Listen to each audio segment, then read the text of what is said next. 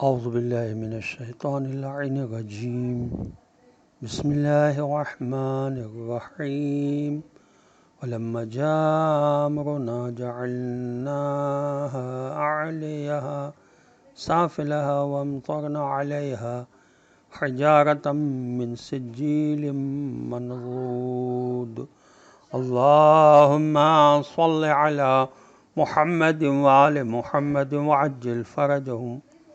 السلام علیکم ورحمۃ اللہ وبرکاتہ۔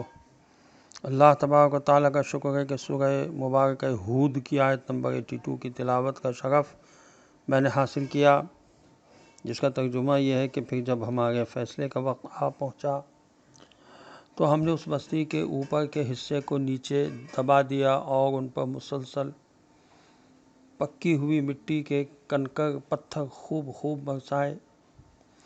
تفسیر صافی میں اس آیت کے ذیل میں لکھا ہے کہ جبرائیل امین علیہ السلام نے اپنے بازو کو قوم لوط علیہ السلام کے شہروں کی زمین کے طبقوں کے نیچے رکھا، پھر اسے اٹھا کر آسمان میں بہت اونچا بلند کیا اور پھر ان کی بستیوں کو الٹ دیا۔ پھر فرشتوں نے ان پر پتھر برسائے جو پتھرائی ہوئی مٹی کے تھے، اسی لیے خدا نے ان پتھروں کو حجارۃ من سجیل فرمایا ہے۔ سجیل فارسی لفظ ہے جو سنگ پتھر اور گل مٹی سے مل کر بنا ہے۔ تفہیم القرآن میں اس آیت کے ذیل میں لکھا ہے کہ قوم لوط علیہ السلام پر جو عذاب آیا وہ غالباً کسی آتش فشاں کے پھٹنے کی شکل میں آیا تھا۔ پہلے آتش فشاں پھٹنے کی وجہ سے سخت زلزلے آئے جس نے ان بستیوں کو الٹا کر کے تلپٹ کر دیا ہوگا، اور پھر آتش فشاں کے ابلتے ہوئے مادے کے گرنے کی وجہ سے زوردار پتھراؤ ہوا ہوگا۔ اسی لیے شاید آج تک بحر لوط کے جنوب مشرقی علاقے میں آتش فشاں کے پھٹنے کے اثرات نمایاں طور پر دکھائی دیتے ہیں۔ تفسیر انوار النجف میں اس آیت کے ذیل میں لکھا ہے کہ مروی ہے جبرائیل علیہ السلام نے اپنے پر سے ان کی زمین کے طبقے کو اس قدر بلند کیا کہ ان کے مرغوں اور کتوں کی آوازیں اہل آسمان سنتے تھے، پس وہاں سے اس کو الٹا کر کے پھینک دیا اور ان پر پتھر بھی برسائے گئے، اور یہ 4 بستیاں تھیں جن کو مؤتفقات بھی کہا گیا ہے۔ نمبر 1 سدوم، نمبر 2 عامورہ، نمبر 3 دوما اور نمبر 4 سبوئیم، اور ان کا بڑا شہر سدوم تھا اور حضرت لوط علیہ السلام کی رہائش اسی میں تھی۔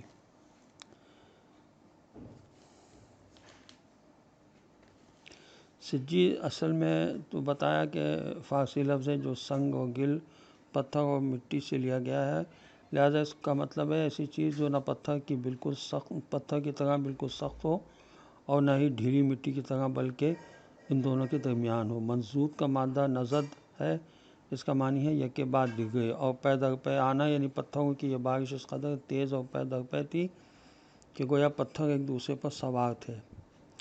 لیکن یہ معمولی پتھر نہ تھے بلکہ تیرے پروردگار کے ہاں معین اور مخصوص تھے۔ البتہ یہ تصور نہ کریں کہ یہ پتھر قوم لوط کے ساتھ ہی مخصوص تھے، بلکہ یہ کسی ظالم قوم و جمعیت سے دور نہیں ہیں۔ اس لیے بے راہ رو اور منحرف قوم نے اپنے اوپر بھی ظلم کیا اور اپنے معاشرے پر بھی وہ اپنی قوم کی تقدیر سے بھی کھیلے اور انسانی ایمان و اخلاق کا بھی مذاق اڑایا۔ جب ان کے بعد ہمدرد رہبر نے واویلا فریاد کی تو انہوں نے کان نہ دھرے اور مذاق اڑایا۔ اعلیٰ ڈھٹائی، بے شرمی اور بے حیائی یہاں تک آ پہنچی کہ وہ اپنے مہمانوں کی حرمت و عزت پر تجاوز کے لیے بھی اٹھ کھڑے ہوئے۔ یہ وہ لوگ تھے کہ جنہوں نے ہر چیز کو الٹ کر رکھ دیا۔ ان کے شہروں کو بھی الٹ جانا چاہیے تھا۔ فقط یہی نہیں کہ ان کے شہر تہو بالا ہو جاتے بلکہ ان پر پتھروں کی بارش بھی ہونا چاہیے تھی تاکہ ان کے آخری آثار حیات بھی درہم برہم ہو جائیں، وہ ان پتھروں میں دفن ہو جائیں، اس طرح سے کہ ان کا نام و نشان اس سرزمین پر نظر نہ آئے، صرف وحشتناک تباہ و برباد بیابان، خاموش قبرستان اور پتھروں میں دبے ہوئے مردوں کے علاوہ ان میں کچھ باقی نہ رہے۔